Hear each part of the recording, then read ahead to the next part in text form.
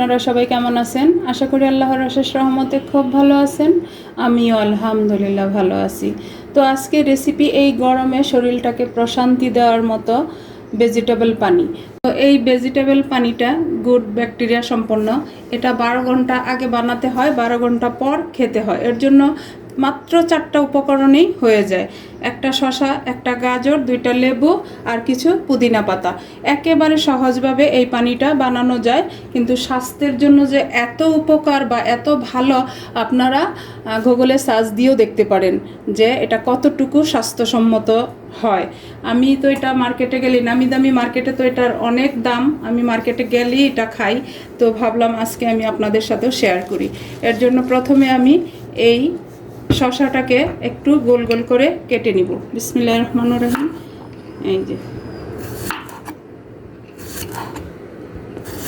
এই যে এরকম গোল গোল করে কেটে নিব। শসাটা কেটে নিলাম, এখন আমি গাজরটাকেও কাটবো। এই যে এইভাবে প্রথম এই অংশটা বাদ দিয়ে দিব, দিয়ে গোল করে কেটে নিব।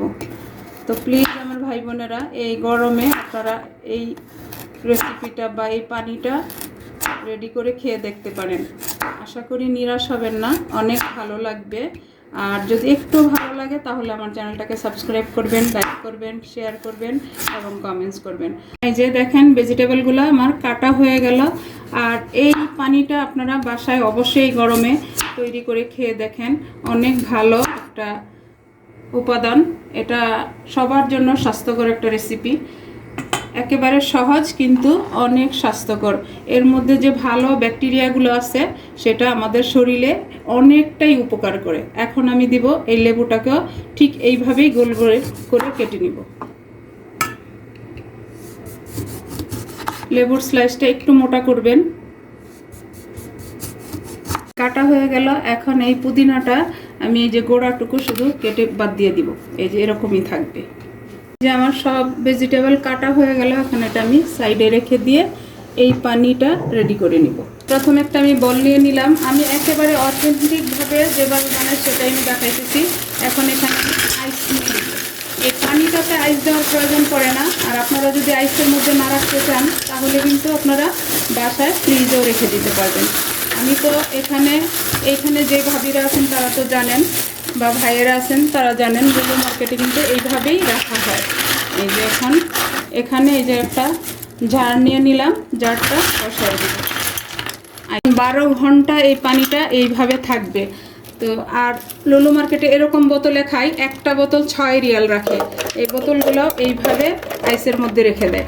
তো আমি প্রথমে এই ঝাড়ের পানিটা রেডি করে নেই। এই যে এখানে আমি 6-7টা গাজর কুচি দিয়ে দিব। এই যে দিয়ে দিলাম। 6-7টা শসা কুচি দিয়ে দিব। একেবারে সহজ, এটা একটা নর্মাল পানি আর কোনো কিছু না, কিন্তু এটা শরীরের জন্য অনেক উপকার। এখানে দিব আমি 5টা লেবু কুচি, যেহেতু ঝাড়টা একটু বড়। এই যে দিয়ে দিলাম। আর দিব 3টা পুদিনা। এইভাবেই দেওয়া হয়। এখন শুধু পানিটা ঢেলে দিব। এত স্বাস্থ্যকর একটা রেসিপি যদি না বানান তাহলে কিন্তু মিস করে যাবেন। দিয়ে দিলাম। বিসমিল্লাহির রহমানির রহিম। আমি এখন বানাই নিতেছি। 12 ঘন্টা পর আমি ইফতারে এই পানিটা খাবো। আমরা সবাই রোজা। এই যে একেবারে সহজ না এই রেসিপিটা, এর চাইতে সহজ আর কি হতে পারে। কিন্তু শরীর এবং মন একেবারে চাঙ্গা হয়ে যাবে এই পানীয়টা যদি আপনারা এই গরমে খান। দেখেন সব কিছু দেওয়া হয়ে গেল। এখন ঢাকনাটা দিয়ে আমি একেবারে 12 ঘন্টা এটার জন্য অপেক্ষা করব। এখন আমি আপনাদেরকে দেখাই, আমরা এখানে মার্কেটগুলোতে যে বোতলে খাই এরকম একটা বোতলে, তো এরকম 2টা স্লাইস যাবে গাজর, 2টা স্লাইস যাবে শসা। এই অল্প একটু জিনিসের জন্য 6টা রিয়াল রাখে। আর 2 স্লাইস যাবে লেবু। তারপরও কেন যেন যখনই দেখি চোখে পড়লে এটা খেতে ইচ্ছে করে। আর এইভাবেই গাছটা থাকে এইভাবে। এখন এর মধ্যে দিয়ে দিব পানি।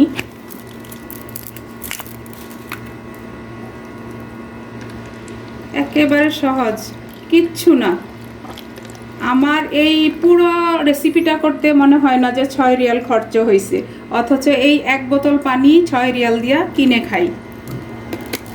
এখন ঢাকনাটা দিয়ে দিব আমি, দিয়ে আমি 12 ঘন্টা অপেক্ষা করব। অপেক্ষার পরে আমি এই পানিটা খাবো। আর এইভাবে আইসের মধ্যেই কিন্তু রেখে দেয় ওরা। তো এইভাবে আমি সবগুলি বানায় আবার আমি আপনাদের সাথে শেয়ার করতেছি যে আমার এই ভেজিটেবল পানির রূপটা কেমন আসলো। সব রেডি করা হয়ে গেল। আমি আরও উপর দিয়ে আইস দিয়ে দিব। 12 ঘন্টার মধ্যে যতটুকু গলার গলে যাবে আর যতটুকু থাকার থাকবে। দেখেন মাশাআল্লাহ মাশাআল্লাহ, দেখতেও কিন্তু অপূর্ব সুন্দর লাগতেছে। মনে হচ্ছে না কেন এটা কি, দেখলেই তো খাইতে মন চায়। তো এখন আইস দিয়ে আমি এটাকে রেখে দিব 12 ঘন্টা।